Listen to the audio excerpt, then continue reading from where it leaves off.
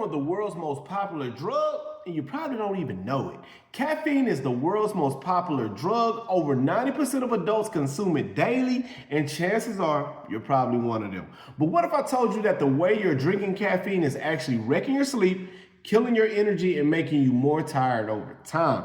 I know that might sound crazy, but if you've ever felt like caffeine stopped working for you, or if you ever needed more and more just to function, you're about to find out why. Well, a men's health practitioner, and I've worked with thousands of guys fixing their energy, sleep, and focus. And trust me, guys, I love caffeine just as much as you do, but most guys are actually drinking it wrong, and it's keeping them stuck in an endless cycle of fatigue. So today we're breaking it down: how caffeine actually affects your body, and the mistakes you're making, and how to fix it. Mistake number one: drinking coffee first thing in the morning. If your first move in the morning is grabbing coffee, you're actually training your body to rely on caffeine instead of producing natural energy. When you wake up, your body releases cortisol. This is your body's natural energy boosting hormone. But if you drink coffee immediately after waking up, it blunts your cortisol response, making you more dependent on caffeine over time. What I want you to do is I want you to wait 90 minutes after waking up before drinking coffee. This lets your body naturally wake up, so caffeine actually enhances energy instead of replacing it. I know, but Chris, I need my coffee first thing in the morning. Trust me, once you get used to it, you'll feel way more energized throughout the day. Mistake number two: you're drinking caffeine too late in the day. Caffeine has a half-life of about 5 to 6 hours, which means half of what you drink is still in your system hours later.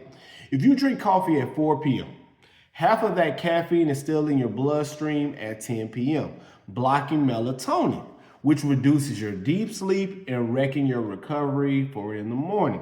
What I want you to do is I want you to set a caffeine cutoff time, at least 8 to 10 hours before bed.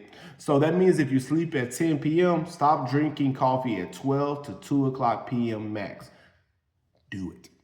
That 5 p.m. energy drink, yeah, is setting you up for a terrible night of sleep. But again, you don't need it. Mistake number three is drinking caffeine all day and crushing your energy.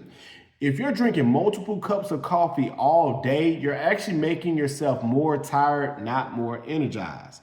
Reason why is because caffeine blocks adenosine, the chemical that makes you feel tired. But when caffeine wears off, all that built up adenosine hits you at once, causing the crash. What I want you to do is I want you to stick to a 1 to 2 cups of coffee in the morning, then let your body naturally regulate energy the rest of the day. Because if caffeine was the real solution to energy, nobody would ever feel tired.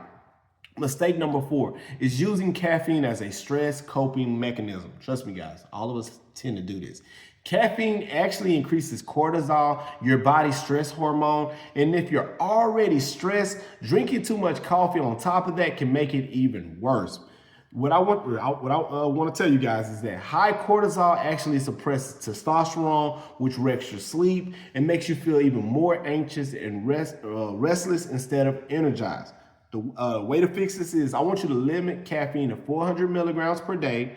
That's about 4 small coffees. And if you're already stressed, try lowering that caffeine intake to see how you feel.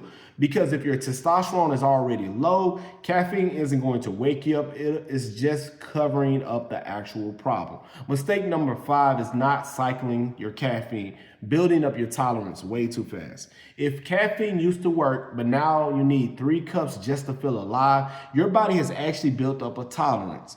Frequent caffeine consumption reduces adenosine receptor sensitivity, meaning you need more caffeine over time to get the same effect. The fix: take a 3 to 5 day caffeine reset every single month. I know that's crazy. This actually helps your body resynthesize. I know it's hard for me to say that word. So that when you drink coffee again, it actually works.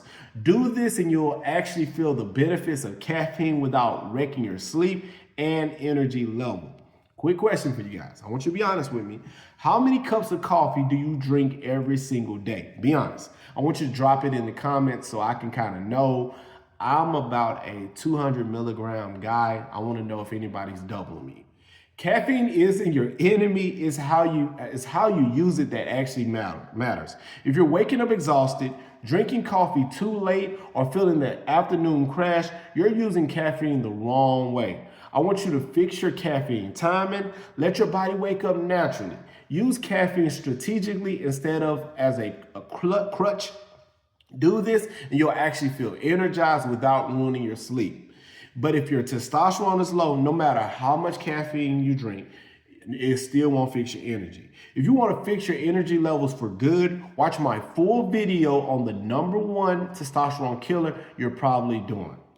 And if you want to connect with other guys working on their energy, fitness, and performance, join the Man of Health community. It's 100% free. The link is in the description.